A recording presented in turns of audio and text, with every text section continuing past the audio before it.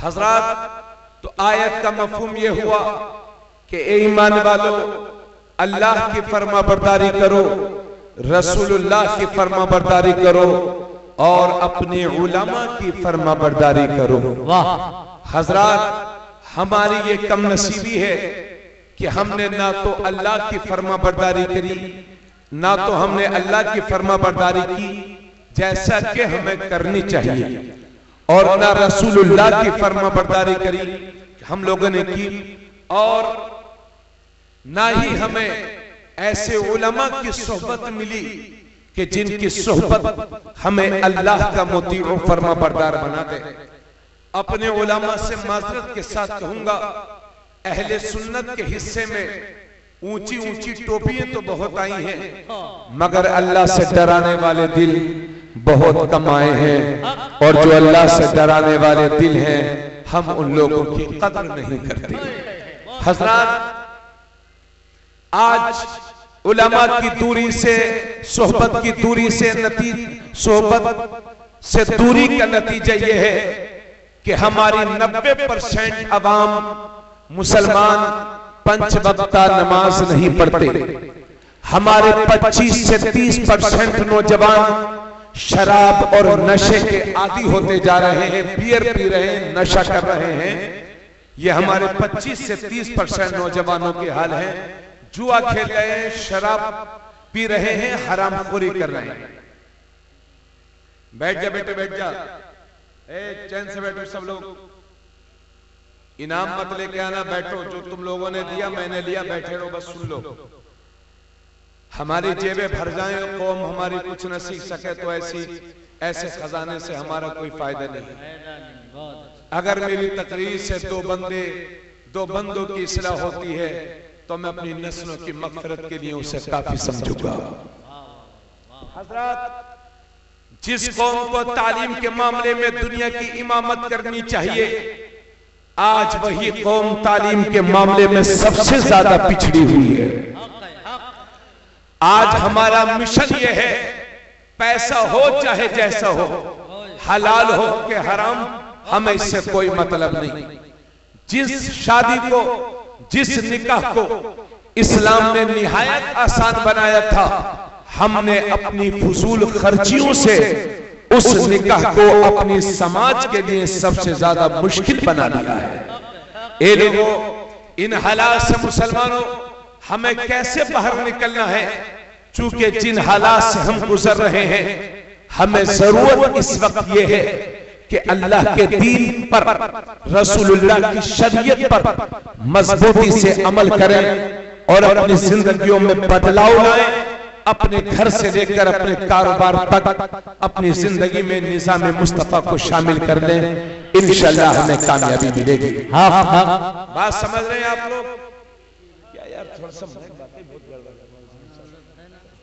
थोड़ा और गुंजाइश हो, आवाज थोड़ी सी बढ़ा दीजिए और साफ कर दीजिए, थोड़ा सा बेहतर किया है आपने, माशाल्लाह। तवज्जो चाहूंगा सारे लोगों की। लेकिन ए लखीमपुर के मुसलमानों, आपको यह भी सोचना है कि कैसे आलिम के पास हमें बैठना है और कैसे आलिम से दूर रहना है, इसका भी आपको ख्याल रखना होगा। हजरात गिरामी, इसी वजह से मेरे नबी ने एक मौके पर फरमाया था, और उससे पहले एक हदीस और बयान कर दूं।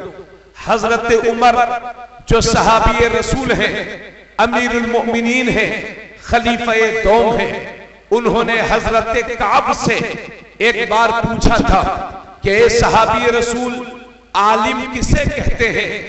आलिम कौन होता है?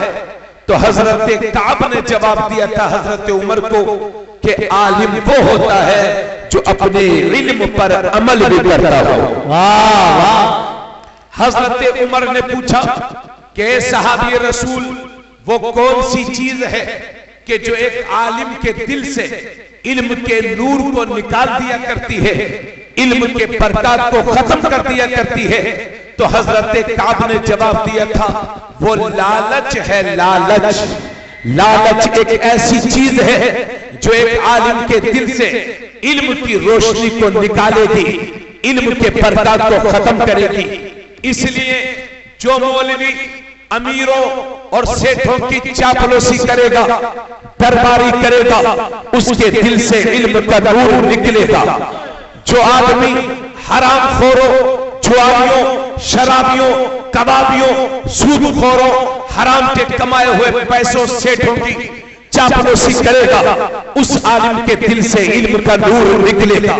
हाँ हाँ, अगर कोई आलिम किसी मदरसे के लिए या किसी मस्जिद के लिए जाता है तो उसका ये जाना अल्लाह के रास्ते में है, अज्र पाएगा।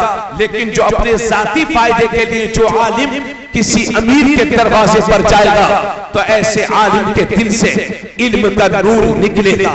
इसलिए मैं कभी कभी कहा करता हूं कि बड़ा आलिम वो नहीं है कि जिसके पास इल्म ज्यादा है, बल्कि बड़ा आलिम वो है कि जिसके दिल में अल्लाह का डर ज्यादा है।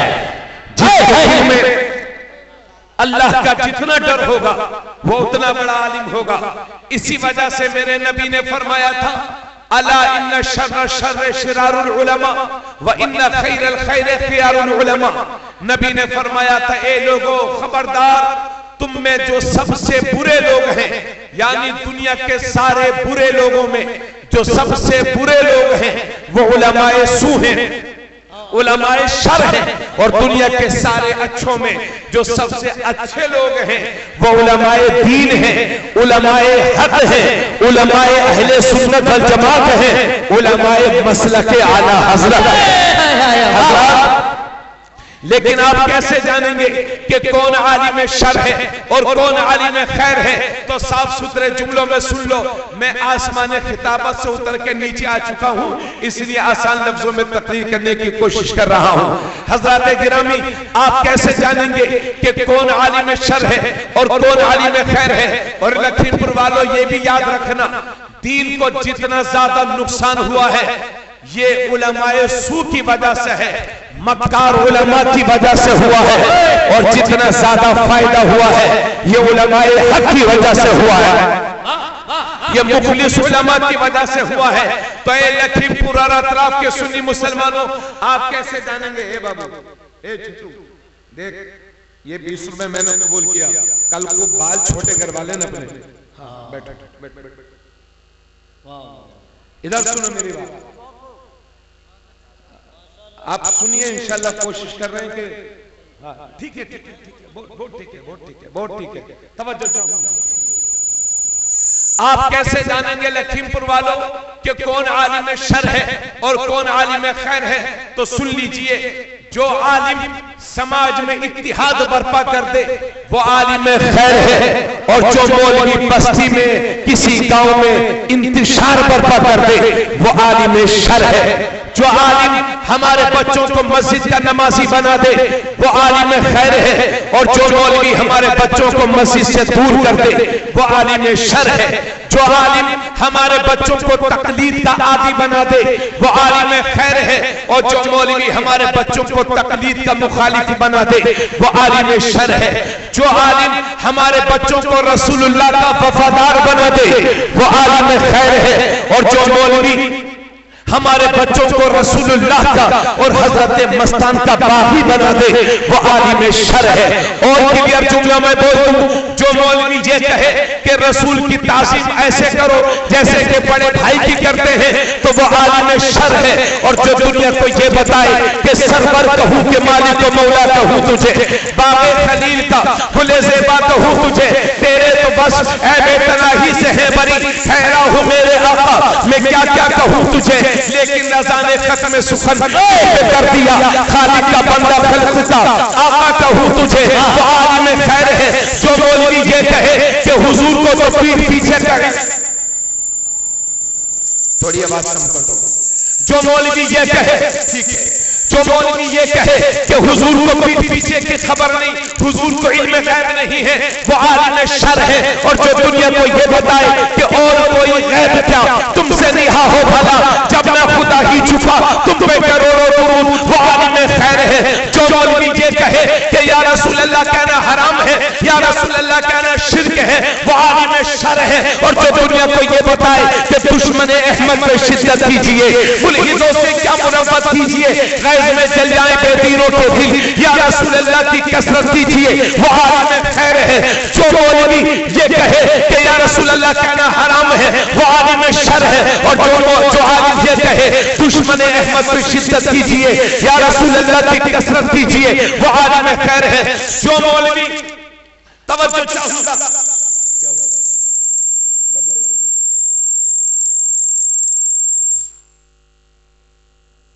हेलो,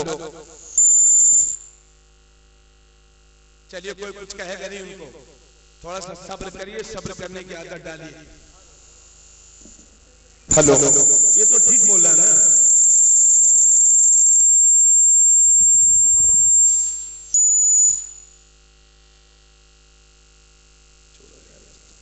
एक तो आवाज, हेलो, ठीक है भैया, ठीक है,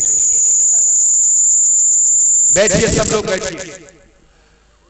जो आलिम, जो चाहूंगा, जो मौलवी अपने बच्चे का जन्मदिन तो मनाए लेकिन हुजूर की मिलाद को हराम कहे, वो आलिम शर है। और जो दुनिया को ये सिखाए कि हश्र तक डालेंगे हम पैदाइश मौला की धूप, मिस्ल फारिस नजद के तिले गिराते जाएंगे, खाक हो जाए अदू जलकर मगर हम तो रजा, दम में जब तक दम है जिक्र का सुनाते जाएंगे। वो आलिम खैर है, आलिम हक है। अल-गर्ज़ ये के जो मौलवी मुसलमानों के दिलों से रसूलुल्लाह की मोहब्बत के चराग को बुझाने की कोशिश करे, वो आलिम शर अशरफ अली थानवी है। और जो आलिम हर सुन्नी के सीने को नबी की मोहब्बत का मदीना बना दे, वो आलिम खैर इमाम अहमद रजा है।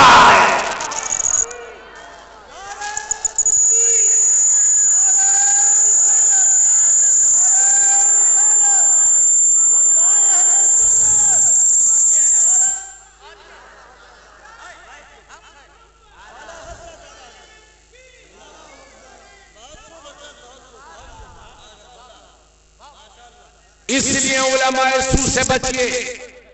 और लखीमपुर वालों, आपको दावत दूंगा, आला हजरत चिढ़ने वाली, आला हजरत वो चीज है कि जिनसे चिढ़ा नहीं जाता बल्कि उनको पढ़ा जाता है।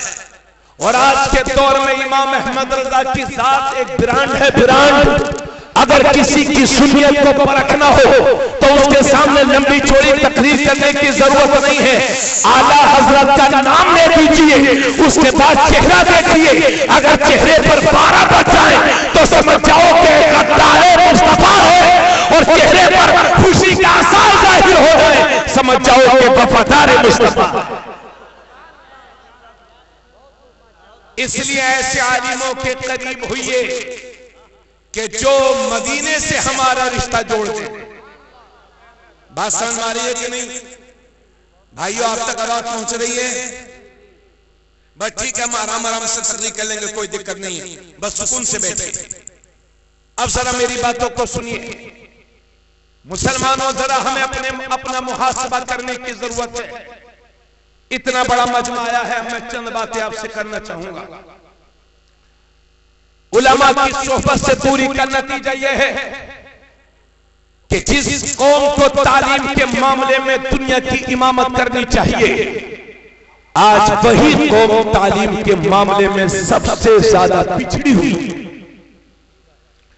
सच्चर कमेटी की रिपोर्ट ये बताती है कि 3 से 4% मुसलमानों में पढ़े लिखे लोग हैं और 96% लोग हमारे बेपढ़े लिखे हैं। जिस कौम में 96% लोग बेपढ़े लिखे होंगे और 3-4% लोग पढ़े लिखे होंगे, उस कौम का ये हश्र नहीं होगा तो और क्या होगा? मेरी बातों को सुन रहे हैं ना आप लोग? अब मेरी बात पर गौर फरमाएं। हमारे देखिए, याद रखिए, जिस कौम के नौजवान मुतहर्रिक और जोशीले होंगे वो कौम जमाने पर राज करती है, हुकूमत करती है। और जिस कौम के नौजवान बुज़दिल होंगे और अपने रास्ते से हटे हुए होंगे वो कौम पस्ती के दलदल में पस्ती जाएगी। अब मैं अपने नौजवानों की बात करता हूं, इतना बड़ा मजमाया है, आप और फरमाएं और अपने हालात देखें मुसलमानों। हमारा बच्चा जब 10 साल का हो जाता है तो हम उसके हाथ में 50 रुपए दे देते हैं, जाओ बेटे बालों को कलर करवा लो। तो अब कोई नीला करवा रहा है, कोई पीला करवा रहा है, कोई ये कटिंग, कोई वो कटिंग। यानी 10-10 साल के बच्चों को हमने ये तो बताया है कि दाढ़ी में, बालों में कटिंग कितनी होती है, लेकिन हम अपने नौजवान को ये ना बता सके कि बेटा चेहरे से दाढ़ी ना मुंडाना, ये मेरे नबी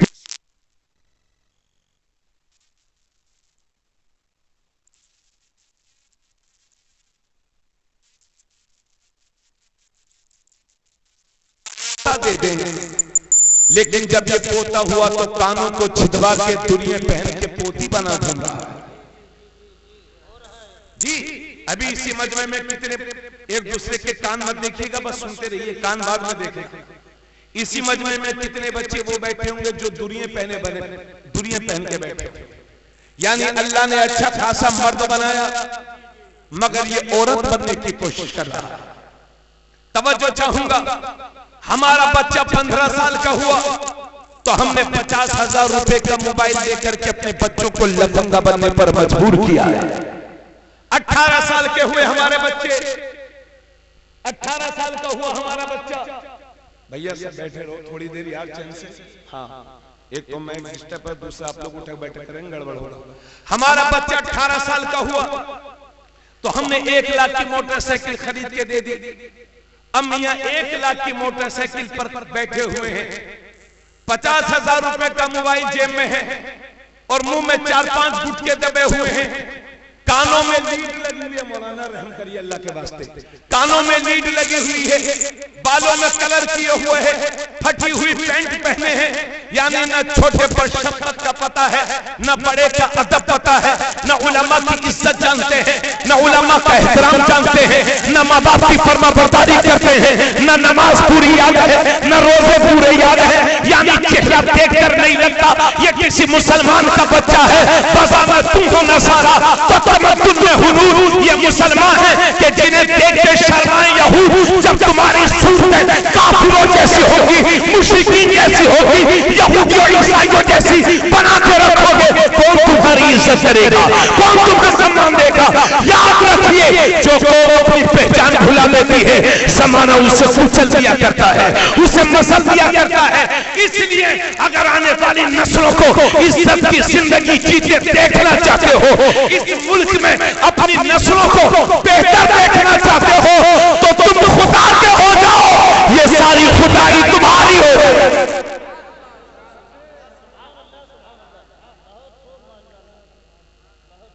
बोलो भाई मेरी बात समझ में आ रही है कि नहीं आपको? तवज्जो से सुने मेरी बात। हमारे नौजवानों के हाल ये है, आजकल नाम भी 2-2 रख रखे हैं, 2-2। एक साहब का नाम है अब्दुल रहमान। हमने कहा भाई साहब आपका क्या नाम है? हजरत लोग वैसे नाम तो मेरा बड़ा अच्छा रखा था अब्दुल रहमान, लेकिन लोग मुझे प्यार से पप्पू कहते हैं। एक साहब का नाम है अली। हमने कहा भाई साहब आपका नाम? हजरत लोग मुझे राजू कहते हैं। एक साहब का नाम है हुसैन। हमने कहा भाई साहब आपका नाम? हजरत लोग मुझे शानू कहते हैं। एक साहब का नाम है हुसैन। हमने कहा आपका नाम? हजरत लोग मुझे प्यार से गुड्डू कहते हैं। एक साहब का नाम अब्दुल कादिर। हमने कहा भाई साहब आपका नाम? हजरत लोग मुन्ना कहते हैं, मुन्ना। अम्मा कब तक मुन्ना गुड्डू शानू पप्पू बने रहोगे? अगर बाप ने नाम मोहम्मद रखा है और 1 लाख भीड़ में खड़े हो और कोई पूछे कि नाम क्या है तो शान से बताया करो मेरे बाप ने मेरा नाम मोहम्मद रखा है। उसमें क्या मुसलमान बनने की जरूरत है? मगर मियां इस्लाम को छुपाए छुपाए फिर रहे। 2-2 नाम इसलिए रख रखे हैं ताकि कहीं जरूरत पड़े तो गुड्डू शानू मुन्ना बन के निकल जाए। अम्मा अगर इस तरह के हालात हैं तो ये ईमान की कमजोरी है। और माफ करिएगा मुझे, मगर जितनी मेरी बातें समझ में आ रही है कोशिश करिए हजरत। और दूसरी तरफ आलम यह है, तवज्जो से सुनिएगा, हमारे बच्चों का नाम में गड़बड़, और इसी मजमे में कितने बच्चे वो होंगे इन्हीं नौजवानों में कि अपने हाथों में कड़ा पहनते हैं, कड़ा, कोई कड़ा पहने घूम रहा है, कोई टैटू बनवाए घूम रहा है, कोई जंजीर पहने घूम रहा है। गरीब है तो चांदी की या लोहे की, वरना तो मियां सोने की। कोई जंजीर पहने घूमेगा, कोई टैटू बनवा रहा है, कोई हाथ में कड़ा पहना है। अरे भाई, किसी के मजहब में कड़ा पहनना जायज है तो वो पहने, लेकिन इस्लाम में सिर्फ मर्द को सिर्फ एक अंगूठी, वो भी 4.5 माशा से कम वजन की, एक नग वाली, मर्द को सिर्फ एक अंगूठी जायज है, पर उसके अलावा हर तरह का लोहा, तांबा, पीतल या दूसरी धातु की बनी हुई अंगूठी, चैने, ये सब की सब नाजायज और हराम है। अगर हाथ में 2 अंगूठी पहनते हो तो पहनना बंद करो। बाज लोग कहते हैं हजरत अजमेर शरीफ से लाए हैं, तो हमें अजमेर शरीफ से लाए हो तो दुकानदार से लाए हो कि ख्वाजा साहब से लाए हो? ख्वाजा का पैगाम वहां की दुकानों में नहीं है, ख्वाजा का पैगाम कुरान और हदीस में है और उनकी किताबों में। बाज लोग छल्ला पहनते थे, साहब अजमेर शरीफ से लाए हैं, कलिया शरीफ से लाए हैं, मदीना शरीफ से लाए। अरे भाई, मदीने वाले ही ने तो हराम फरमाया है, और अल्लाह ने हराम चीजों में शिफा रखी नहीं। तो ये हमारे बच्चे हाथ में कड़ा पहनेंगे और ऐसे हिलाएंगे ताकि दूर से लगे हमें चेहरे से मुसलमान लगो, चेहरे से मुसलमान हो तो मुसलमान बन के जियो। तवज्जो चाहूंगा, पूरे मजमे की, पूरे स्टेज की तवज्जो चाहूंगा। आज के नाजुक दौर में याद रखो मुसलमानों, अगर आज के हालात में हम सुधर गए तो सुधर गए, वरना आने वाला वक्त आपके लिए, हमारे लिए और भी डेंजर हो जाएगा, डेंजर। इसलिए अगर हर मुश्किल से का हल चाहते हो और परेशानियों का खात्मा चाहते हो और इज्जत की जिंदगी चाहते हो तो दामन मुस्तफा में समझ जाओ, दामन मुस्तफा में आ जाओ, शरीयत की चादर को ओढ़ लो, इंशाअल्लाह कामयाबी मिलेगी। और दूसरी तरफ हाल ये है कि चंद लोग मिलकर के, तवज्जो चाहूंगा, ठीक है,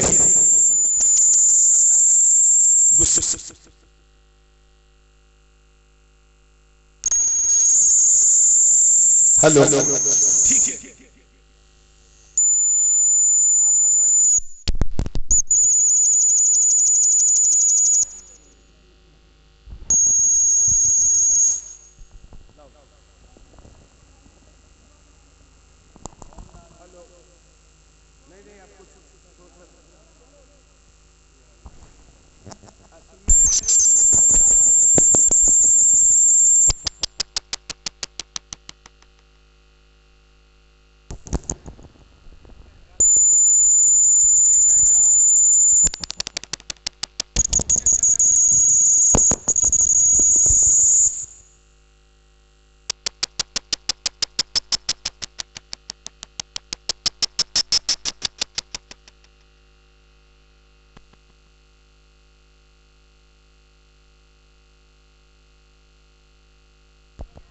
हेलो, हेलो, हेलो,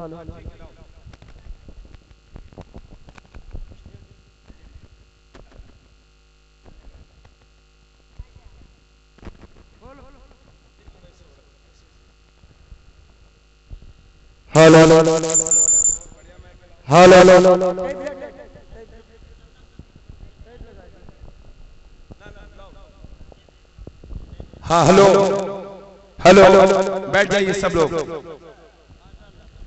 अब मेरी बात सुनिए तवज्जो से।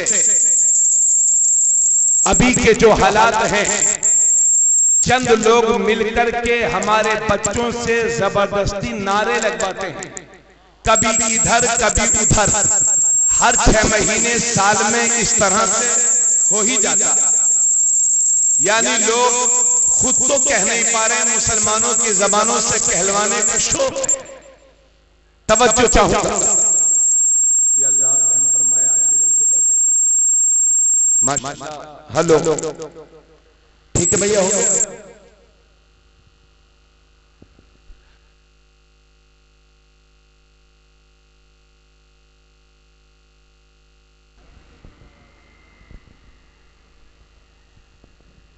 हेलो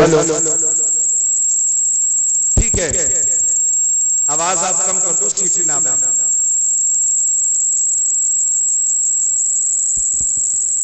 आप हजरात हेलो गुस्से में उठ करके जाइएगा नहीं। हेलो हेलो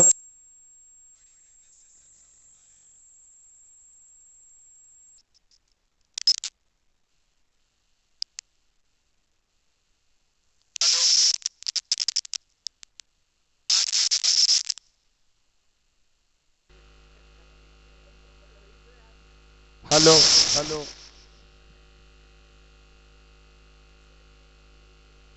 नबी करीम सल्लल्लाहु अलैहि वसल्लम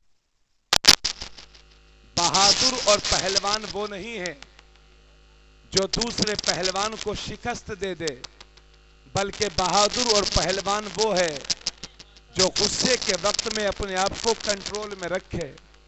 अल्लाह के नबी ने फरमाया कि जिस तरह से एलवा शहद को बर्बाद करता है, इसी तरह से गुस्सा ईमान को बर्बाद करता है। इसलिए मुसलमानों, जरा जरा सी बात पर गुस्सा ना किया करो। कभी कभी गुस्से में बड़े बड़े मामलात बिगड़ जाते हैं, तलाक़ें हो जाती हैं गुस्से में। बाप बेटे का हाँ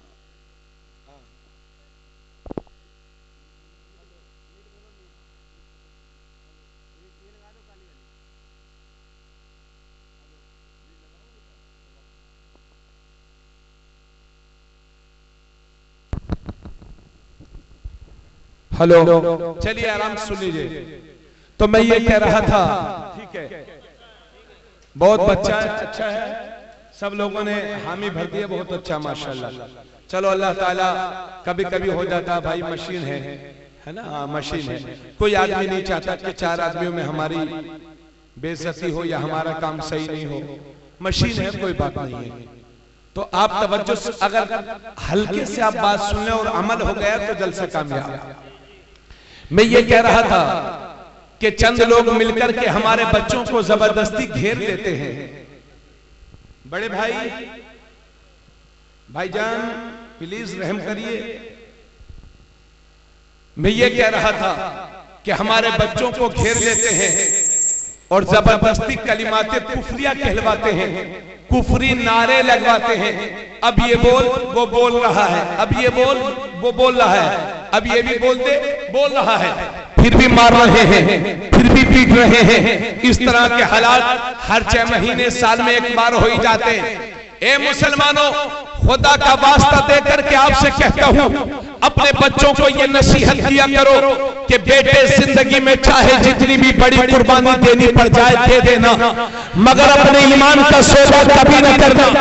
घर टूट जाएगा दोबारा बना लोगे, गाड़ी टूट जाएगी दोबारा खरीद लोगे, मोबाइल गुम हो जाएगा दोबारा खरीद लोगे, मगर ईमान हाथ से जाए हो गया तो फिर जिंदगी का कोई मतलब नहीं है। इसलिए लोगों, अपने बच्चों को यह नसीहत किया करो कि बेटे जिंदगी की आखिरी सांस तक ईमान पर मजबूती से कायम रहना, अपने इस्लाम पर कायम रहना। अल्लाह तुम्हारी जान माल की हिफाजत करे, मेरी भी जान माल की हिफाजत करे, मगर कोई गारंटी नहीं कि कब किसके साथ क्या हो जाए। अल्लाह ना करे कि ऐसे हालात आपके सामने पेश आ जाए तो खुदा का वास्ता देकर के कहता हूं, मुसलमानों गौर से सुनो, खुदा का वास्ता देकर के कहता हूं कि जिंदगी की आखिरी सांस तक अपने ईमान पर कायम रहना और ला इलाहा इल्लल्लाह बोलते रहना, क्योंकि अगर मौत का वक्त नहीं आया है तो कोई मार नहीं सकता, और मौत का वक्त आ गया है तो कोई बचा नहीं सकता। मगर जिंदगी की आखिरी सांस तक अपनी जबान को कुफ्र की गिलासत से पाक रखना और आखिरी सांस तक ला इलाहा इल्लल्लाह बोलते रहना, क्योंकि इसी हालत में अगर मर भी जाओगे तो शहीद कहलाओगे और बच जाओगे तो गाजी कहलाओगे।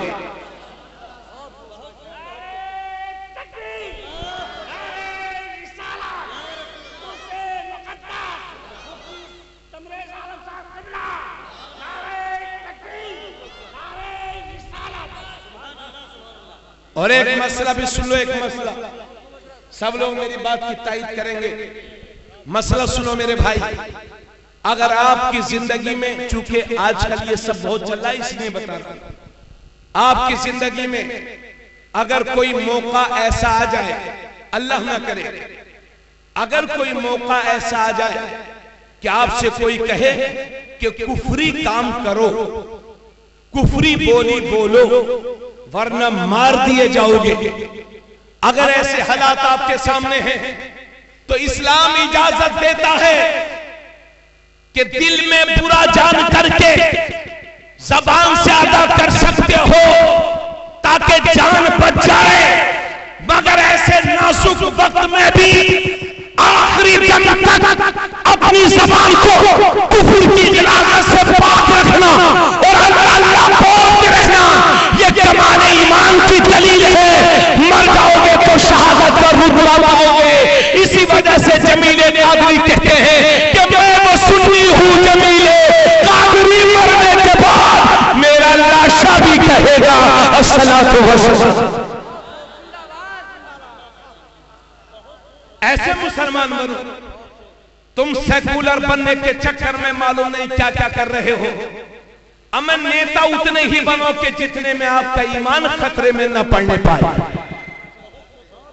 प्रधानी चली जाएगी दोबारा आ जाएगी, मिंबरी चली जाएगी दोबारा आ जाएगी, लेकिन ईमान हाथ से जाहिर हो गया तो कुफ्र की जिंदगी जिल्लत की जिंदगी है।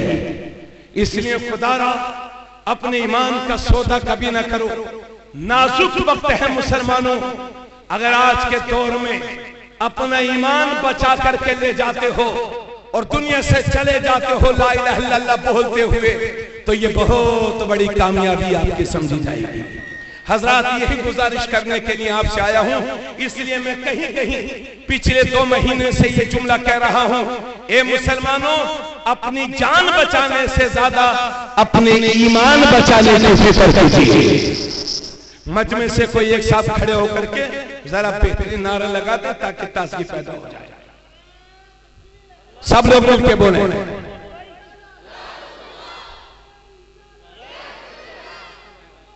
जो थोड़ा सा ईमान पुख्तगी की।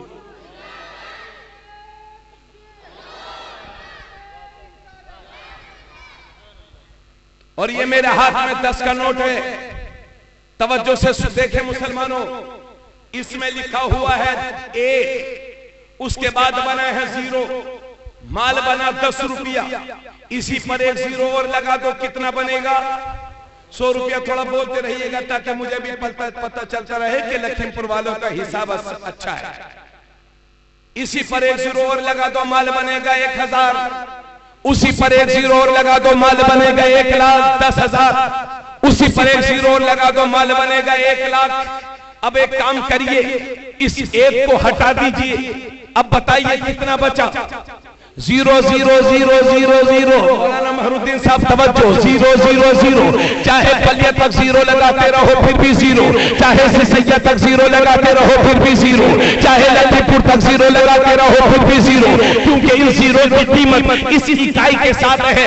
अगर इकाई है तो 10 है, इकाई है तो 100 है, इकाई है तो 1000 है, इकाई है तो 10,000 है, इकाई है तो 1 लाख है। इस छोटी सी मिसाल के साथ ये भी समझो गोया इसी इकाई की तरह हमारा ईमान है। अगर ईमान है तो नमाज कबूल है, अगर ईमान है तो रोजा कबूल है, अगर ईमान है तो हज कबूल है, अगर ईमान है तो सब कुछ कबूल है, वरना सब कुछ फजूल है। इसलिए कुफ्र और शिर्क से भी बचो और वहाबियत से भी बचो, बदअकीदी से भी बचो। उस रास्ते पर चलो जो सुन्नियत का रास्ता, जो हमें बुजुर्गों से जोड़ता है। तवज्जो चाहूंगा, इजाजत है आप लोगों की समझ में आ रही बात? अब जरा गौर फरमाएं। ईमान में पुख्तगी के बाद एक मुसलमान के लिए जो सबसे ज्यादा जरूरी है वो है 5 वक्त की नमाज। बोलो सुभान अल्लाह। सभी लोग सुने मेरी बात को। ये हमारे हजरत मौलाना फैजानुल हक साहब हैं, ये मेरे अजीज हैं, मेरे शागिर्द भी हैं। अगर ये मुझसे कान में कहें कि हजरत इस बात को बोल दीजिए, मैं इनकी बात ना मानूं, तो फिर दोबारा कहेंगे हजरत ये बोल दीजिए, फिर भी मैं ना मानूं, तो ये तीसरी बार कहेंगे हजरत मैं ये कह रहा था कि ये भी बोल दीजिए, फिर भी मैं ना मानूं, तो बोलो ये नाराज होंगे कि नहीं? भले से मेरे शागिर्द हैं, लेकिन इन्हें लगेगा कि हजरत ने मेरी बेइज्जती कर दी, मेरी बात पर अमल नहीं किया। अगर ये एक बार कहें और मैं ना मानूं तो ये नाराज हो जाए, तो सोचो तो सही, मेरा रब मुख्तलिफ शेखों के साथ कुरान में 700 बार नमाज का जिक्र फरमा रहा है, फिर भी हम नमाज नहीं पढ़ेंगे, तो बोले रब की रहमत रूठेगी क्यों नहीं? रब नाराज होगा कि नहीं?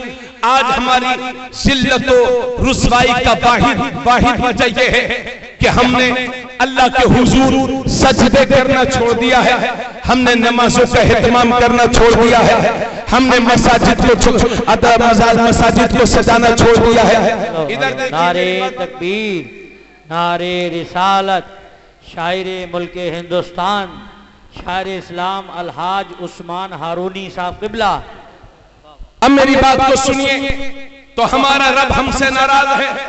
मुख्तलिफ शेखों के साथ कुरान में 700 बार रब ने नमाज का जिक्र फरमाया है, फिर भी हम नमाज नहीं पढ़ेंगे, तो बोलो रब की रहमत उठेगी कि नहीं? इधर देखिए सब लोग, अब मेरे नबी की तालीम सुने। अरे हजरत लोग थोड़ा सा खामोशी से इख्तियार फरमाएं। हाँ, तवज्जो चाहूंगा। अल्लाह के नबी ने फरमाया, ए लोगों, जब तुम्हारे बच्चे 7 बरस के हो जाएं तो उन्हें नमाज का हुक्म करो, और जब तुम्हारे बच्चे 10 साल के हो जाएं तो उन्हें मार मार करके नमाज पढ़ाओ। जब तुम्हारे बच्चे 7 बरस के हो जाएं तो उन्हें नमाज का हुक्म करो, और जब तुम्हारे बच्चे 10 साल के हो जाएं तो उन्हें मार मार करके नमाज पढ़ाओ। मगर ये हमारा भाई मार मार के क्या नमाज पढ़ाएगा? ये तो खुद ही जुम्मे वाला है, ये खुद ही जुम्मे वाला है। अरे हजरत महीने में 1-2 जुम्मा छोड़ते हैं, हमसे सुनिए। और लॉकडाउन में तो कुछ लोगों ने 3-3 महीने तक नमाज ही नहीं पढ़ी, और लोग क्या कहते हैं, अरे भाई साहब आपने जुम्मा नहीं पढ़ा। अरे हजरत दिल तो बहुत कर रहा था, मगर क्या बताएं, पुलिस आने का खतरा, ये वो फला ढिमाका। और जब ईद का दिन आया तो 4-5 दिन पहले से फोन आना शुरू हो गए, बोले हजरत वो सुबह के 4 बजे सहरी से पहले नमाज ईद पढ़ लेंगे तो हो जाएगी।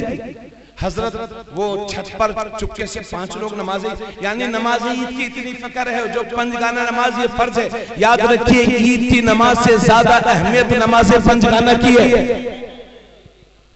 समझ गया? तो अल्लाह के नबी ने फरमाया, जब तुम्हारे बच्चे 7 बरस के हो जाएं तो उन्हें नमाज का हुक्म करो, और जब 10 साल के हो जाएं तो उन्हें मार मार करके नमाज पढ़ाओ। लेकिन डंडे से नहीं मारना है, तमाचा मार देना है, डांट देना है, तंबीह कर देना है, ताकि आपका बच्चा बचपन ही से नमाज का आदी हो जाए।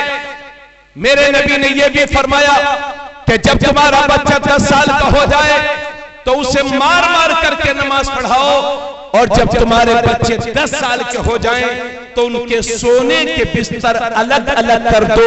यानी 10 साल उम्र होने के बाद बच्चे एक बिस्तर पर एक साथ न सोएं, यह हमारे नबी की तालीम है।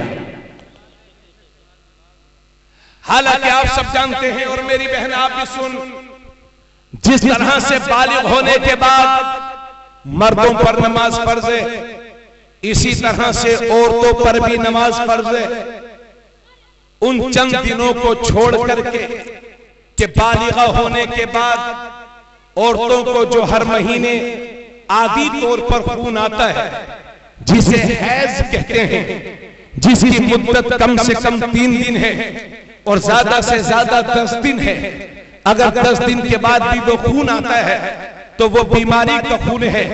उस आलम में औरतें वुजू करके, ताजा वुजू करके नमाज पंजगाना पढ़ें, तो एक तो वो, और दूसरी सूरत जब बच्चे पैदा होते हैं तो औरतों को जो खून आता है उसे निफास कहते हैं, जिसकी कम से कम मुद्दत मुतय्यन नहीं है और ज्यादा से ज्यादा 10 दिन, ज्यादा से ज्यादा 40 दिन। अगर 40 दिन के बाद भी वो खून आता है तो वो बीमारी का खून है। तो उन दिनों में यानी हैज और निफास के दिनों में औरतों पर नमाज माफ है। बाकी जब से बालिगा हुई हैं शर्तों के साथ जिंदगी की आखिरी सांस तक मेरी बहन, जिस तरह से मर्दों पर नमाज फर्ज है इसी तरह से औरतों पर भी नमाज फर्ज है। अल्लाह के नबी ने फरमाया जो सुबह सुबह बाजार की तरफ जाता है तो वो शैतान का झंडा लेकर के जाता है, और जो सुबह सुबह मस्जिद की तरफ जाता है तो वो अल्लाह के दीन का झंडा लेकर के जाता है। अब मुसलमानों ये फैसला आपको करना है कि सुबह उठने के बाद आपको शैतान का झंडा उठाना है या अपने नबी के दीन का झंडा उठाना है। हजरात, और इसको भी गौर से सुनिए, ये बुखारी शरीफ की हदीस है।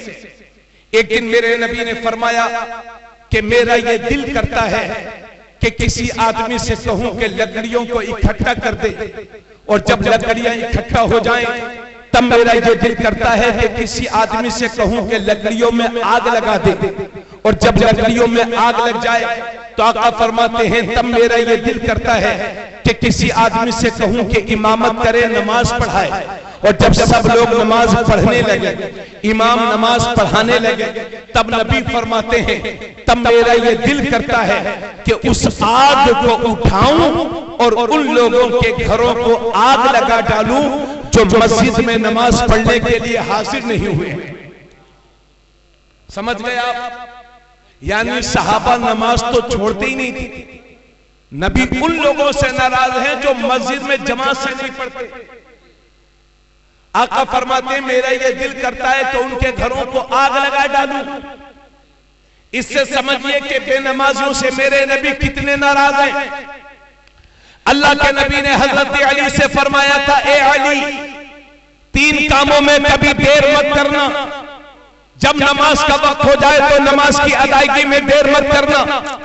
जब जनाजा तैयार हो जाए तो उसकी नमाज जनाजा पढ़ने में देर मत करना। और जब किसी बेवा का, विधवा का मुनासिब रिश्ता मिल जाए तो उसका निकाह करने में देर मत करना। ये मेरी बहन, यहां से लेके वहां तक मर्दों से ज्यादा औरतें होंगी।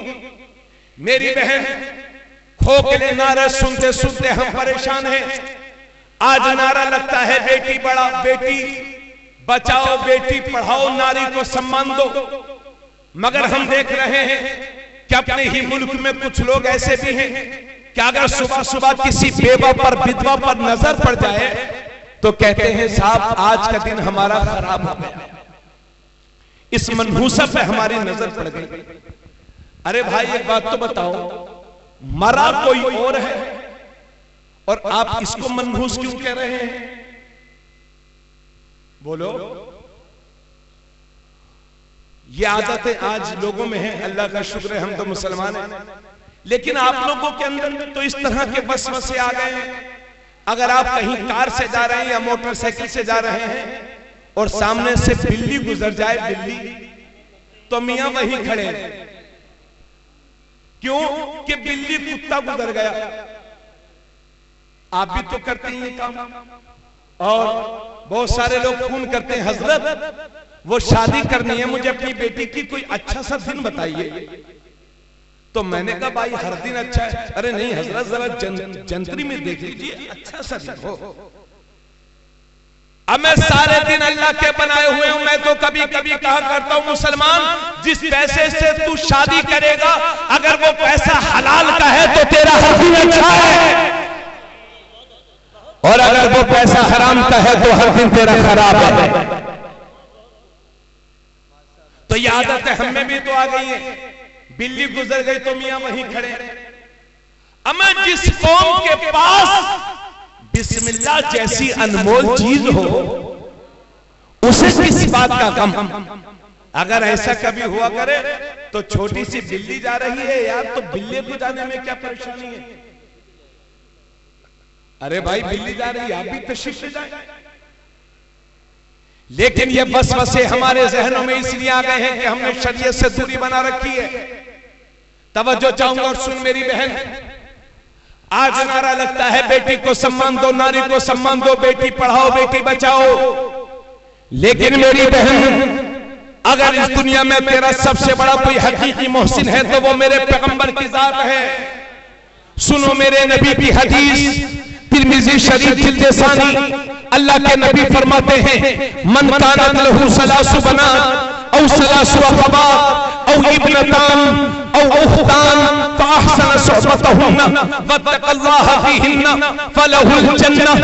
अल्लाह के नबी फरमाते हैं कि अल्लाह ने जिसे 3 बेटियां दी या 3 बहनें दी या 2 बेटियां दी या 2 बहनें दी और उसने अपनी बहनों के साथ, अपनी बेटियों के साथ अच्छा सुलूक किया, उनके हुकूक अदा कर दिए, उनका ख्याल रखा, तो नबी फरमाते हैं फलहुल जन्नह, उस शख्स के लिए जन्नत है। गौर से सुनिए, अल्लाह के नबी फरमाते हैं मन दुनिया बिशैइन मिनल बनात फसबर अलैहिन्ना कुन्ना लहू हिजाबम मिनन नार। अल्लाह ने जिसे बेटियां दी और उसने अपनी बेटियों पर सब्र किया तो क़यामत के दिन उसकी ये बेटियां उसके लिए जहन्नम से पर्दा बन जाएंगी। यानी बाप के अमाल तो इस काबिल होंगे कि जहन्नम में जाएं, लेकिन ये हमारी बेटियां हमें बचा लेंगी, हमारी बहनें हमें बचा लेंगी। अल्लाह के नबी ने एक बार दाहिना हाथ उठाया और दाहिने हाथ की ये 2 उंगलियां उठाई और फरमाया मन आला जारियतैन, जिसने 2 बेटियों की परवरिश की तो वो और मैं जन्नत में इन 2 उंगलियों की तरह करीब करीब होंगे। सुभान अल्लाह।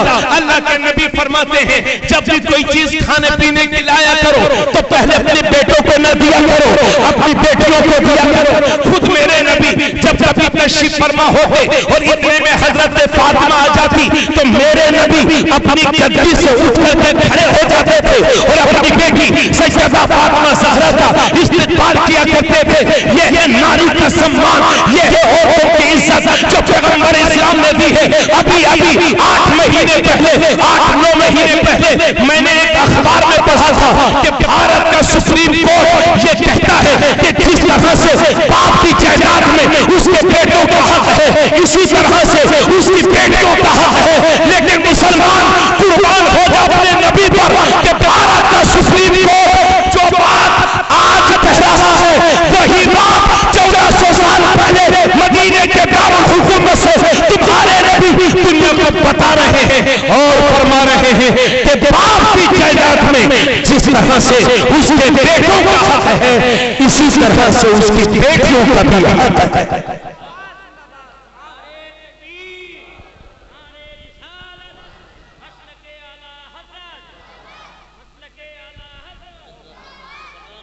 लेकिन देते हो बेटियों का हक, देते हो आप।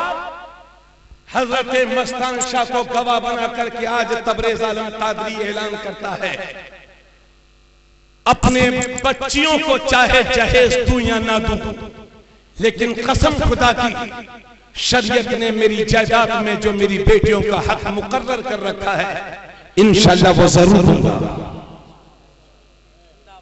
आप हमने इस्लाम को समझने की कोशिश ही नहीं की, वरना ये मंगनी, जूता चुराई, दूध पिलाई, 300 बराती खड़े होकर गाना, ढोल बाजा, बैंड बाजा। और शर्म की बात है अगर मस्जिद के इमाम साहब कहें कि जो बैंड बाजा बजाएगा, जिसके घर नाच गाना होगा, मैं उसका निकाह नहीं पढ़ाऊंगा, तो सबसे बड़े मुखालिफ ये हमारी अवाम। मैं देखूंगा मौलवी, ये 5000 मौलवी हमें समझाएगा। ऐसे मौलवी तो मेरी जेब में रहते हैं। अरे बिगड़े हुए शेख, कान खोल के सुन ले, तेरी पिछली 7 नस्लें मिलकर के भी और अगली 7 नस्लें मिलकर के भी 10-5 कुर्ते पजामा तो खरीद सकते हैं, मगर एक आलिम रब्बानी की ज़बान नहीं खरीद सकते। अरे जोर से बोलो सुभान अल्लाह।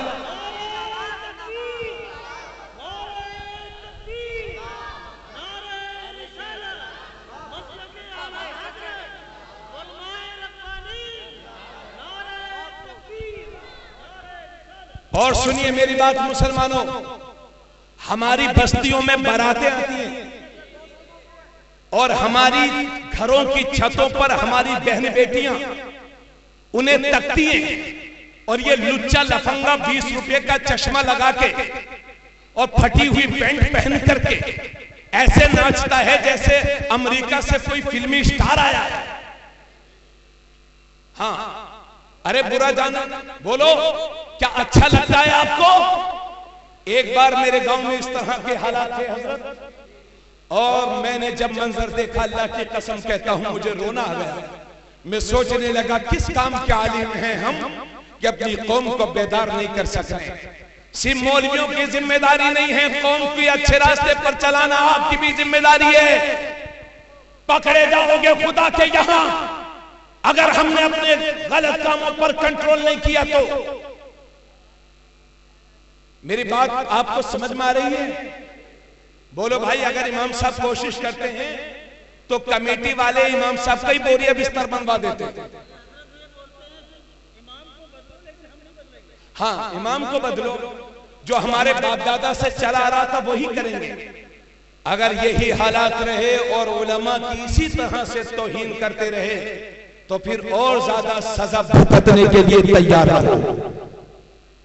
और अगर अपने हालात में तब्दीली चाहते हो, इज्जत की जिंदगी चाहते हो तो मुसलमान बन के जियो। और सुनो, एक हदीस पेश कर रहा हूं, अगर हो सके तो अमल कर लेना। अल्लाह के नबी फरमाते हैं, सुन मेरी बहन, और बुराइयां तो बहुत हैं मगर सबसे बुरी रस्म हमारे यहां जो है जहेज है, जहेज। हाँ, 200 रुपए रोज कमाता, 200 रुपए, और जहेज में चाहिए बुलेट, 1 लाख की मोटरसाइकिल, और शादी के 8 दिन बाद वो बिक जाएगी क्योंकि तेल डालने के लिए मिस्टर जी पे पैसे ही नहीं है। सारा जहेज तय। इधर सुनिए, बुरा मत जानिएगा। और एक दिन पहले फोन करके कहते हैं कि भाई जहेज भले से कम देना मगर बारातियों की इज्जत का ख्याल रखना। बारातियों की इज्जत का बहुत ख्याल, बेइज्जती न होने पाए हमारी। तो क्या मुसलमानों, तुम्हारी सारी इज्जतें बारात में रह गई हैं क्या? ज्यादा खाने को मिल जाए तो इज्जत, तो कम खाने को मिले तो बेइज्जती हो गई आपकी। चुप रहो, इन्हीं फजूल खर्चियों की वजह से आज जिसकी 3 बेटियां जवान है मियां, रातों में उसे नींद नहीं आ रही है। और हमारी फजूल खर्चियों की वजह से हमारी बेटियों की उम्र बढ़ती जा रही है। पता यह चला कि अच्छी खासी मोमिन के घर में पैदा होने वाली बच्ची गैर मुस्लिम के साथ भाग करके चली गई। अगर कौम की एक बेटी गई है तो यह मत समझना कि उसकी गई है। अगर कौम की एक बेटी गई है तो पूरी कौम मुस्लिम की इज्जत का जनाजा निकला है। अरे भाई, मेरी बात समझ में आ रही है आप लोगों को? थोड़ा सा बोलते रहिए। तो और हमारे बाराती लोग, खुदा का वास्ता देकर के कहता हूं कि बारातों में जाना कम कर दो। 50 आदमी, 20 आदमी, 10 आदमी, बास फैमिली छोटी होती है, बास बड़ी होती है, कम से कम लोग जाइए। और कोई आदमी नहीं चाहता कि मेरे घर पर आया हुआ मेहमान खुश होकर के न जाए, अपनी हैसियत से बढ़कर के खिलाता पिलाता है। मगर ये जाएंगे मिस्टर जी और मियां 20 रुपए की पानी की बोतल, थोड़े से हाथ धुलेंगे, थोड़ा सा पिएंगे, थोड़ा सा फेंकेंगे।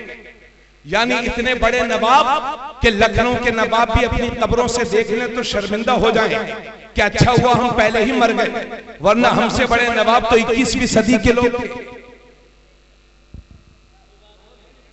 हाँ, और चिकन फ्राई पेट भर के खाने के बाद कहते हैं अम्मा मियां नमक कम था। और अगर खाना थोड़ा सा ठंडा हो गया तो कहते हैं कि रात में ही पका के रख दिया था क्या? यह हालात है हमारे। अल्लाह फरमाता है वलिल्लाहिल इज्जतु वली रसूलिही वलिल मोमिनीन। इज्जत अल्लाह के लिए है, इज्जत रसूलुल्लाह के लिए है, और इज्जत हर मुसलमान कलमा पढ़ने वाले के लिए है। तो आप तो हमेशा इज्जतदार हो, इसलिए इस बनावटी इज्जत के चक्कर में क्यों पड़े हो? अभी मैं पूछूं कि सबसे अच्छी शादी कौन सी है, तो कहेंगे हजरत जिसमें खड़े होकर के खाना हो, 10-10 तरह के आइटम हो और इंतजाम बेहतरीन होटल में हो। ये आपकी और हमारी सोच, लेकिन मुसलमान तेरे नबी फरमाते हैं इन्ना आज़मन निकाह बरकतन ऐसरुहु मुनह। नबी फरमाते हैं बेशक सबसे ज्यादा बरकत वाला निकाह वो है जो कम से कम खर्च में मुनक्किद हो जाए। आवाज आनी चाहिए सुभान अल्लाह। सबसे बेहतरीन शादी वो है जो कम से कम खर्च में मुनक्किद हो जाए। और जहेज जमीनें बेच बेच के लोग शादी कर रहे हैं, बोलो ऐसे ही ना, हमें जमीनें बेच रहे हैं लोग शादी के लिए। आप मुझे बताइए कि कल को महंगाई भी बढ़ जाएगी और जमीनें भी कम हो जाएंगी और आपके घर में 4-5 पोतियां होंगी, बताओ तब क्या करोगे? इसलिए अपने हाथ से अपने पैर पर कुल्हाड़ी न मार मुसलमान। खुदा का वास्ता, मस्तान शाह का वास्ता देकर के कहता हूं मेरे सुन्नी भाइयों, अपनी फजूल खर्चों पर कंट्रोल कर लो, वरना बैठ करके रोगे रो। कम से कम खर्च में शादियां करो। और अमीरों से गुजारिश करूंगा, ये मेरे सेठ जी, आपके पास पैसा है तो खुदारा इतना खर्च ना करो कि गरीब अपने जज्बात से खेल जाए। अगर अल्लाह ने नवाजा है और ये अमीर लोग कम खर्च में शादी करेंगे तो इन्हें देख करके गरीब लोग भी कम खर्च में शादी कर लेंगे।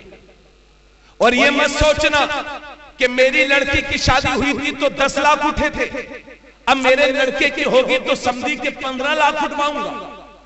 अम्मा मियां, आज आप दूसरे के लिए अच्छा सोचो, कल तुम्हारे लिए भी अच्छा सोचने वाला मेरा रब पैदा फरमा देगा। हमारे उस्मान हारूनी साहब आए हुए हैं, उनसे माजरत चाहूंगा कि आपको भी वक्त दिया जाए, आप ही का वक्त है, लेकिन मेरी कोशिश है कि कौम में कुछ सुधार आ जाए। और सुनिए एक बात, तिरमिज़ी शरीफ की हदीस सुनो।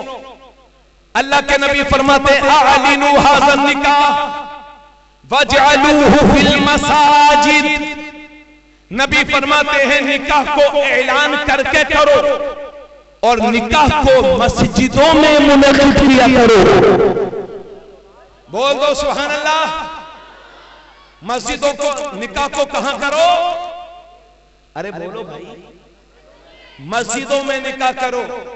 मगर हाय रे, शरीयत से दूरी का नतीजा, अगर आज किसी का निकाह मस्जिद में होता है तो आपस में चर्चा होती है कि बहुत गरीब लड़का था क्या। और ये भी मसला सुन लो, अगर निकाह को यहां कराएगा यहां हो जाएगा, लखीमपुर के होटल में कराएगा वहां हो जाएगा, शराइत पा लिए जाए छप्पर के नीचे कराएगा वहां हो जाएगा। लेकिन सुन्नत रसूल ये है, तुम्हारे नबी की रूह पुकार पुकार करके कह रही है निकाह को मस्जिदों में मुनक़्क़िद किया करो, क्योंकि जब निकाह मस्जिद में होगा तो उसके 3 फायदे होंगे। सबसे बड़ा फायदा यह होगा कि अक्सर लोगों का निकाह जिंदगी में एक बार होता है, बार बार नहीं। तो हुजूर फरमाते हैं इस निकाह को मस्जिदों में करो, क्योंकि जब तुम्हारा निकाह मस्जिद में होगा तो तुम्हारे निकाह में कोई नापाक शामिल नहीं होगा, सिर्फ पाक लोग शामिल होंगे। बोलो सुभान अल्लाह। और निकाह के बाद जो हजारों रुपयों के पटाखे फूटे जाते हैं वो नहीं फूटेंगे।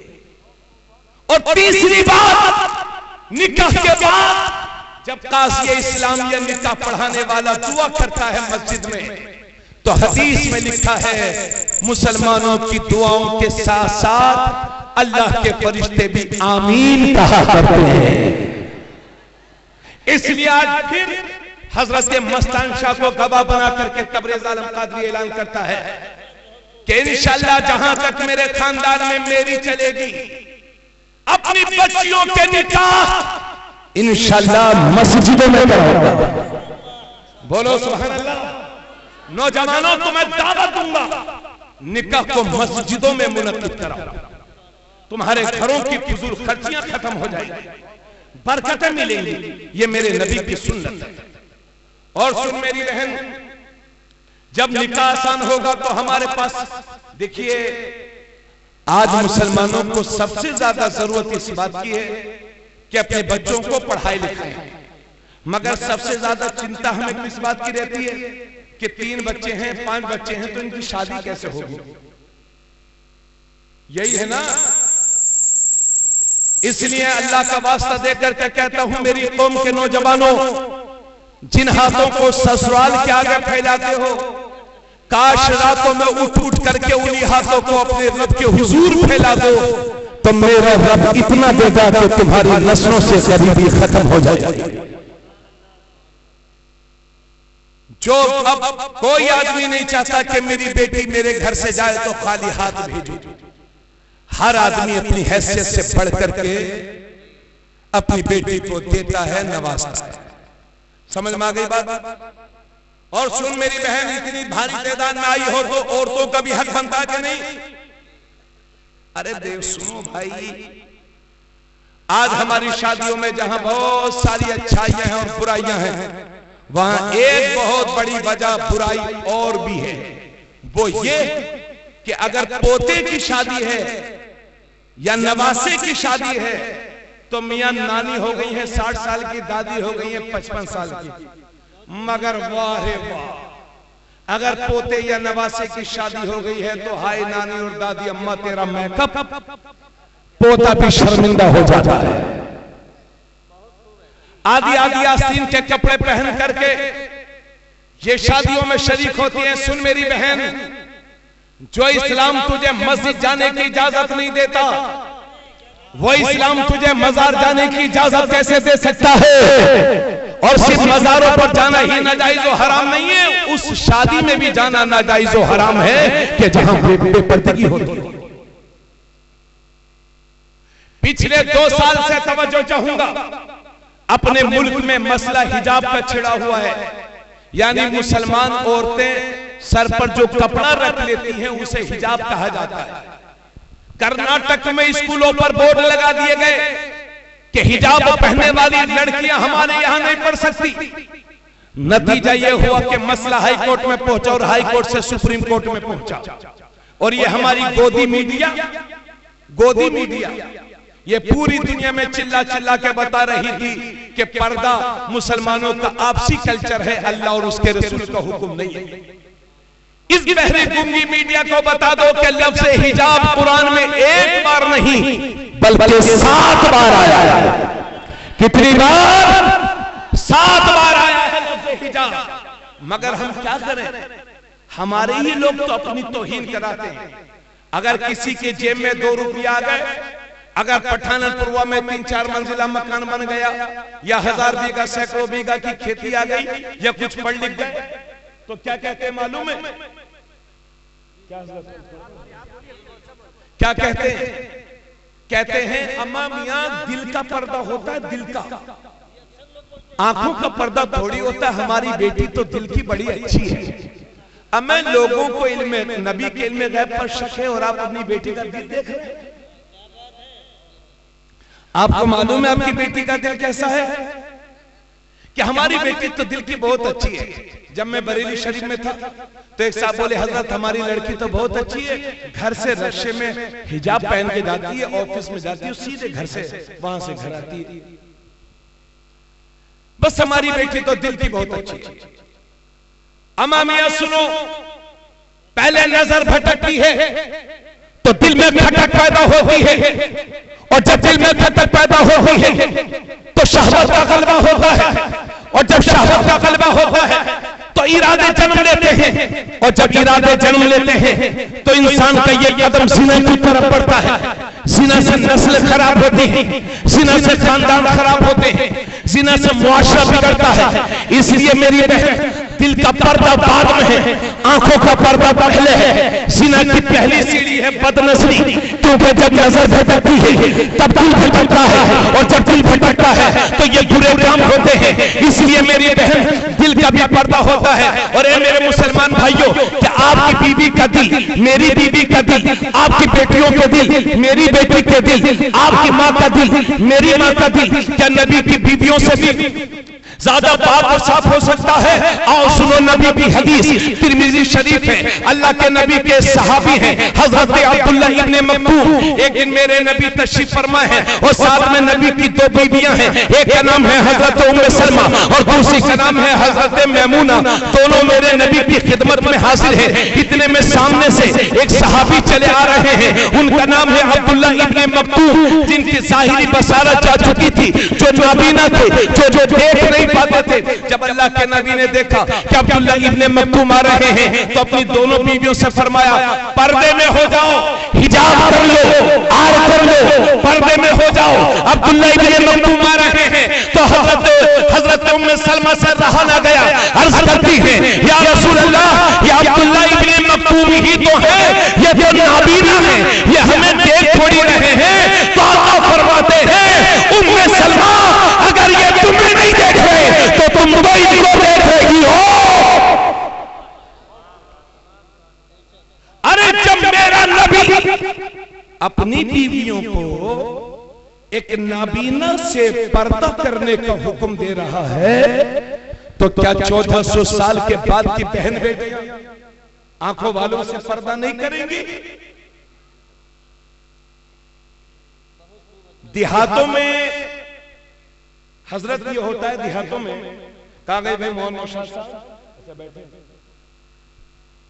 देहातों में यह होता है कि अगर किसी आदमी को किसी के घर जाने की जरूरत है तो डायरेक्ट मियां उसके घर में घुस जाते हैं कि कहां गए भाई प्रधान जी, कहां गए ठेकेदार जी, कहां गए हाजी जी और नमाजी जी। मियां सीधे घर में चले जा रहे हैं। इस्लाम इसकी इजाजत नहीं देता। इस्लामी तरीका यह है कि अगर किसी के घर जाना हो, तवज्जो चाहूंगा बस आखिरी बात, अगर किसी के घर जाना हो तो पहले दरवाजे पर दस्तक दीजिए और बावाज़े बुलंद सलाम कीजिए, फिर सामने से हट जाइए ताकि कोई औरत दरवाजा खोले तो डायरेक्ट उसकी नजर आप पर न पड़े। घर में अंदर से जाने की इजाजत मिले, औरतें पर्दा कर लें तो जा सकते हैं, वरना जायज नहीं है। नबी फरमाते हैं, बेहतरीन मेहमान वो है जो दूसरों के घर जा करके अपनी नजरों को कंट्रोल में रखे। इसलिए लोगों, दोस्ती यारी घर के दरवाजे के बाहर रखा करो। कितने घर बर्बाद हो गए दूसरों के बैठने की वजह से। इसलिए अपने घरों में पर्दे का एहतमाम कर।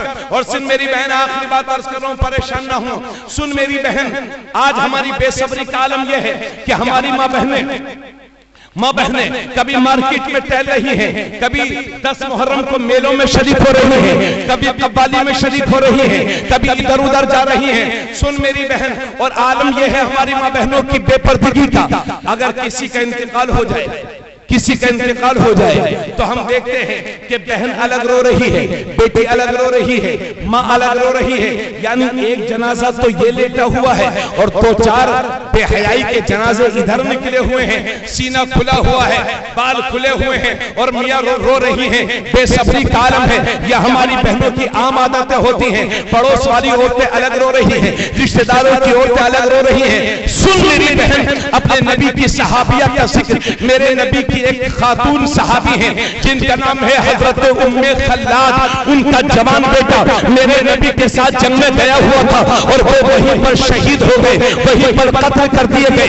जब उनकी मां को पता चला कि मेरा बेटा शहीद हो गया है तो फिर पूरे हिजाब के साथ, पूरे पर्दे के साथ, इस्लामी वकार के साथ हुजूर की खिदमत में पहुंची। शिकायत करने नहीं गई थी, बल्कि अपने बेटे के ताल्लुक से एक मसला पूछने गई थी। पूरे पर्दे के साथ, पूरे इस्लामी वकार के साथ जब सहाबा ने देखा तो उनसे रहा न गया। सहाबा बोले, उम्मे खल्लाद, तेरे जवान बेटे की लाश पड़ी हुई है और तूने इस हालत में भी पर्दा कर रखा है। तो हजरत उम्मे खल्लाद के तारीखी जुमले सुनिए। फरमाती है, ए मेरे नबी के सहाबा, मैंने बेटा ही तो खोया है, खाया थोड़ी खोई है, इज्जत थोड़ी खोई है। ये है कि नबी की सहाबिया के जवान बेटे की लाश पड़ी हुई है और इस हालत में भी उसने पर्दा कर रखा है। लाज रख ले मेरी बहन हमारी। आज हमें तेरी गोद से पले हुए अच्छे बच्चे चाहिए। और पिछले 2 साल से हजरत मैं कर्नाटक गया था सन 2000 जनवरी सन 2023 में। उस वक्त वहां किसी और पार्टी की हुकूमत थी। मैं उनसे कह करके आया था कि लोगों हिजाब का मैटर वहीं से उठा था। मैंने अल्हम्दुलिल्लाह 1.5 घंटे तकरीर की, जिसमें 1 घंटा कुरान और हदीस की रोशनी में हिजाब पर तकरीर की। दिल खुश हुए लोगों के। और मैंने कहा कर्नाटक वालों, एक वक्त वो भी आएगा कि इंशाल्लाह मैं अपनी जिंदगी में आऊंगा और जिन स्कूलों के बोर्ड पर गेट पर बोर्ड लगे हुए हैं कि हिजाब वाली बच्चियां हमारे यहाँ नहीं पढ़ सकती, उन्हीं स्कूलों पर इंशाल्लाह एक दिन वो बोर्ड लगेंगे कि हिजाब पहन करके हमारे यहाँ स्कूल में बच्चियां पढ़ सकती हैं। अल्लाह का शुक्र है, इसी फरवरी में मैं गया वहां सत्ता बदली और जो मंत्री सबसे ज्यादा नाटक कर रहा था, अल्लाह ने इस इलेक्शन में उसे जलील फरमा दिया, इलेक्शन हार गया। बस यही तो आपसे कह रहा हूं मुसलमान, घबराओ नहीं, ये बादल है, छट जाएंगे। इस्लाम का उजाला सुबह क़यामत तक बाकी रहेगा। मुसलमान तू अपना रास्ता सीधा रख, अगर रास्ते में पत्थर भी होंगे तो अल्लाह मोम बना देगा, कांटे भी होंगे तो फूल बना देगा। आज भी हो इब्राहिम साहब।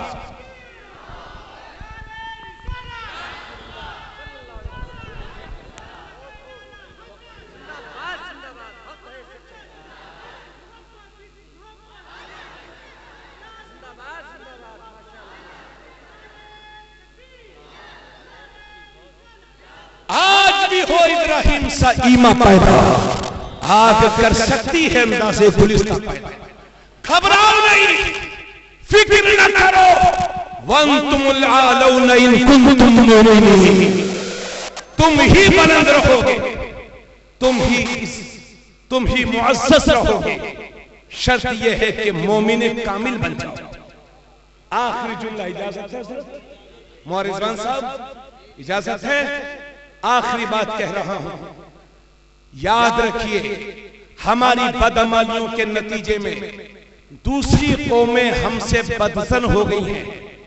अब वो हमारा कुरान नहीं पढ़ती, हमारी हदीस नहीं पढ़ती, लोग हमें देखेंगे और इस्लाम को समझने की कोशिश करेंगे। एक जमाना वो था, अशरफ बिलाली साहब, एक जमाना वो था कि लोग दाढ़ियों वालों से सौदा खरीदते थे, क्योंकि उन्हें मालूम था ये दाढ़ी वाला है, ये कम नहीं तो देगा। एक जमाना वो था कि लोग मुसलमानों के साथ बिजनेस में पार्टनरशिप करते थे, क्योंकि उन्हें मालूम था ये मुसलमान है, ये मर तो जाएगा मगर धोखा नहीं देगा। आज जितने झूठे हैं वो मुसलमानों में, जितने शराबी कबाबी ज्यादा है वो मुसलमानों में। रात के 12-12 बजे तक तुम्हारे घरों में फिल्मी ड्रामे देखे जाते हैं, तुम कहां से सरगर्म करोगे? जिन घरों से कुरान की तिलावत की आवाज आती थी, आज सुबह तक 10 बजे तक पड़े पड़े सोते रहते हैं। याद रखिए, अब हमारा कोई कुरान नहीं पढ़ेगा, लोग हदीस नहीं पढ़ेंगे, लोग हमें देखेंगे और इस्लाम को समझने की कोशिश करेंगे। इसलिए मेरे नौजवान दोस्तों, तुम्हें दावत दूंगा, तुम चलते फिरते इस्लाम बन जाओ, चलते फिरते इस्लाम बन जाओ। अगर तुम खड़े हो और मस्जिद से आवाज आ जाए अल्लाह अकबर अल्लाह अकबर, तो दुनिया का सारा काम छोड़ करके मस्जिद का रास्ता ले लो, ताकि दुनिया को पता चल जाए मुसलमान का सर इधर उधर नहीं झुकता, मुसलमान का सर सिर्फ एक अल्लाह के लिए झुकता है। ऐसे बन जाओ, जब बोलो तो सच बोलो, जब वादा करो तो निभाओ। अगर तुम्हारे पड़ोस में कोई गैर मुस्लिम भी रहता हो तो उसके साथ ऐसा सुलूक करो कि वो भी तुम्हारे नबी की सीरत पढ़ने पर मजबूर हो जाए। अगर तुम खेत में मजदूरी करने गए हो और तुम्हारे साथ दूसरे धर्म के लोग भी हैं, तो उनका ऐसा एतमाद हासिल कर लो, उनके सामने कभी झूठ न बोलो, उन्हें कभी गाली न बको, खाना खाओ तो उन्हें भी शरीक करो, प्यार से बोलो, ताकि दुनिया को पता चल जाए कि जब नबी का गुलाम ऐसा है तो इस गुलाम का ईमान कैसा हो।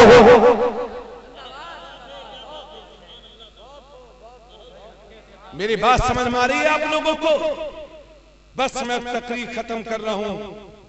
और लोगों, कोई भरोसा नहीं जिंदगी की शाम कब हो जाए, कोई भरोसा नहीं। इसी पठानपुरवा में आपसे बड़े बड़े पठान सोए हुए होंगे, आपसे बड़े बड़े शेख अंसारी और दूसरी कास्ट के लोग सोए होंगे। मुझ जैसे खतीब इसी हिंदुस्तान के सीने में बहुत दफन है। आप जैसे सामीन सो रहे हैं। आज से 50 साल पहले पठानपुरवा में कौन कौन था, लोग उनका नाम तक नहीं जानते हैं। ऐसे ही दुनिया हमें भूल जाएगी। 4 आदमी उठा करके हमें कब्र में दफन कर देंगे। इसलिए मेरे दोस्त, जीते जी अल्लाह को राजी कर ले। नाजुक वक्त से गुजर रहा है मुसलमान, सच्चा पक्का मुसलमान बन जा। इस चेहरे पर सुन्नत मुस्तफा सजा ले, दाढ़ी रख ले, ताकि दूर से पता चल जाए ये वफादार मुस्तफा है, ये नबी का गुलाम है। शक्ल सूरत मुसलमानों वाली बनाओ, पढ़ाओ अपने बच्चों को, शादियां सस्ती करो और अपनी हैसियत से पढ़ करके अपने बच्चों को पढ़ाओ लिखाओ। इसलिए के जमाने में हुकूमत उसी की होगी जिस कौम के नौजवानों के हाथ में कलम और किताब होगी। और याद रखिए, दुनिया की सारी किताबें, दुनिया के सारे सब्जेक्ट, दुनिया के सारे विषय, दुनिया के सारे विषय ये डिग्री होल्डर बनाते हैं और कुरान बेहतरीन इंसान बनाता है। इसलिए जो चाहे पढ़ाओ, मगर अपने बच्चों को कुरान की तालीम जरूर दो। पठानपुरवा में 4 मस्जिदें हैं, 4 मस्जिदों के साथ साथ वहां मकतब भी होने चाहिए। और ये मिशन छेड़ दो कि पठानपुरवा का कोई भी बच्चा बगैर कुरान पढ़ा ना रह जाए। और सिर्फ वो बच्चा आपका नहीं है जो आपके घर में पैदा हुआ है, बल्कि हर वो बच्चा आपका बच्चा है जिसकी जबान पर कलमा शरीफ जारी होता है। इसलिए आपस में एक दूसरे की टांगे खींचने की कोशिश मत करो, गीबत न करो, किसी मुसलमान को हकीर न समझो, अल्लाह से डरो, नमाजों का एहतमाम करो, सच बोलो, शादियां सस्ती करो, अपने बच्चों को पढ़ाओ लिखाओ, ईमानदारी की मिसालें कायम कर दो, ताकि आने वाली नस्लें तुम पर नाज करें कि मोहम्मद से वफा तूने तो तुम तेरे हैं, ये जहां चीज है क्या लहो कलम तेरे हैं, वमा अलैना इल्लल बलाग। मेरी तकरीर के बाद इंशाअल्लाह हिंदुस्तान के बहुत बड़े मुकर्रिर अल्लामा मुफ्ती मसीहुद्दीन साहब क़िबला हशमती, जिनकी पूरे मुल्क में तकरीर होती है, मुनाज़िर अहले सुन्नत हैं, सैकड़ों उलमा के उस्ताद हैं, बेहतरीन खिताब फरमाते हैं, उनकी तकरीर सुन करके जाइए और आप अमल की कोशिश करिए। करेंगे ना इंशाअल्लाह? और मेरी बहन तो फातिमा की कनीज है, सिर्फ फातिमा नाम रखने से काम नहीं चलेगा। बेपर्दा कभी बाहर न जाया करो, आधी आस्तीन के कपड़े पहनना छोड़ दो। अगर कहीं शर्ई तौर पर जरूरत पड़े तो पर्दे के साथ जाया करो। मसलक के आला हजरत की बदनामी ना कराओ। करबला में 10 मुहर्रम को हुसैन शहीद हुए थे, मगर तुमने उनकी शहादत के दिन को मेला ठेले में लगा दिया है। नए नए कपड़े पहन के मेले में जाती हो, शर्म नहीं आती? अल्लाह से डर मेरी बहन। 10 मुहर्रम को मेरे इमाम शहीद हुए थे। हजरत ज़ैनब के सर से जब यजीदी रुपट्टा खींचते थे तो चीखें निकल आती थी। उसी ज़ैनब की कनीज है, उसी फातिमा की कनीज है। अपने घर में रह, बच्चों की सही तरबियत कर, खुदा को खुश कर, शोहर की फरमाबरदारी कर, सारे अल्लाह वाले घर में ही राजी हो जाएंगे और तेरा भला हो जाएगा। वमा अलैना इल्लल बलाग। अस्सलामु अलैकुम व रहमतुल्लाहि व बरकातहू।